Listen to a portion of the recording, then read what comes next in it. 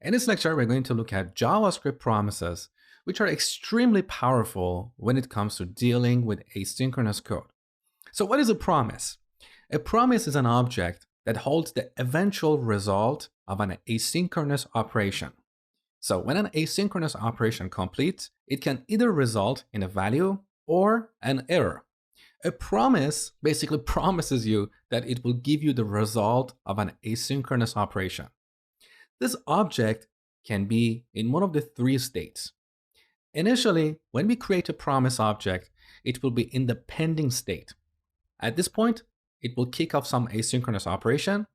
When the results are ready, the promise can either be fulfilled or resolved, which basically means the asynchronous operation completed successfully. So here we're going to have a value. Otherwise, if something went wrong during the execution of that asynchronous operation, our promise will be in the rejected state. In this case, we're going to have an error. Now let's see this in action. So back in our project, I'm going to add a new file here called promise.js. This file is going to be our playground to work with promises. Once you master promises, then in the next lecture, we're going to modify the code in index.js and use promises to clean up our asynchronous code. So I'm going to create a promise object here. So P, we set this to a new promise. Now this constructor function takes an argument.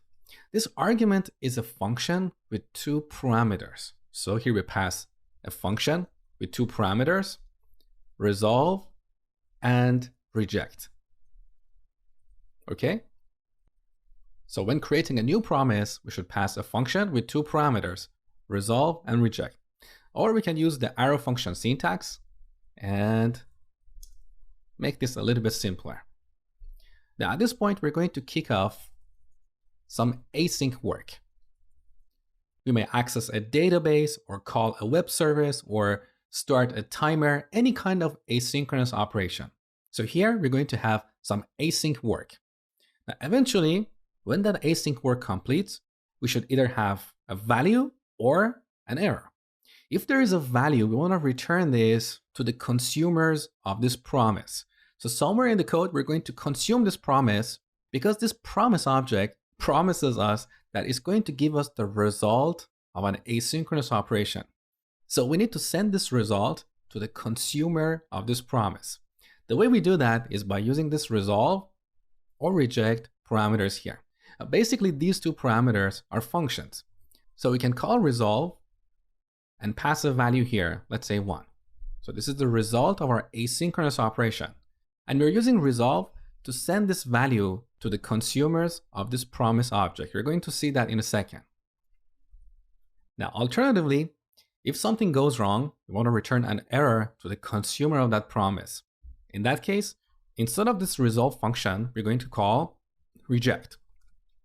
And here we can pass an error message. As a best practice, it's better to pass an error object instead of a simple string like this.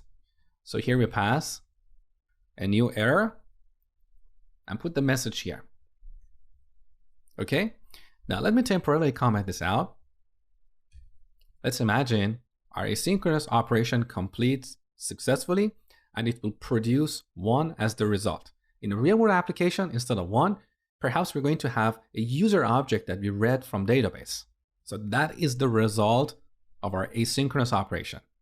Now we need to consume this promise. So somewhere else in the code, we get this promise object.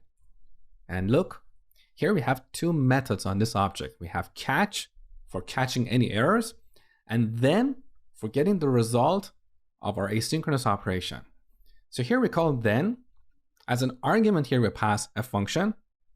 This function takes result. In this case, result is this one that we are resolving here.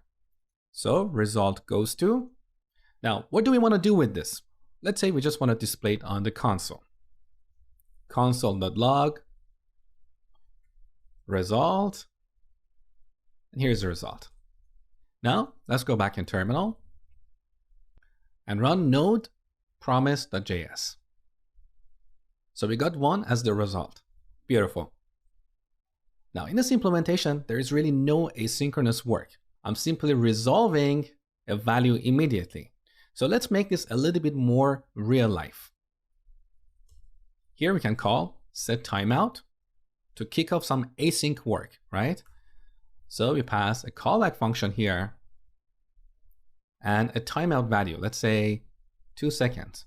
This is getting similar to our getUser function, right? So now here we have an asynchronous operation. This function, this callback function, will be called after 2 seconds. Here we can resolve a value. So I'm going to move this line here. So after 2 seconds, this asynchronous operation is going to produce the value of 1. Now let's run this application one more time. So back in terminal. Now it's taken 2 seconds and eventually we get 1. Now let's say during the execution of this asynchronous operation, something goes wrong.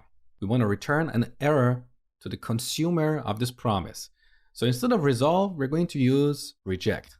So I'm going to move this line here and remove the comment. Okay, so this promise object, as you saw, has 2 methods, catch and then. So here we have then for the success scenario, and we can also chain catch in case something goes wrong. So here we get an error and we can simply display that error message on the console. So error, each error object that we have in JavaScript, like this error object here, has a message property. So the error message that we pass here will be stored in a property called message. So here I'm going to display error.message. Okay. Now this time, when we run this application, we're going to get an error message on the console because we are rejecting this promise. Okay. So back in the terminal, let's run it one more time. Look, instead of result 1, we got this error message. So let's quickly recap.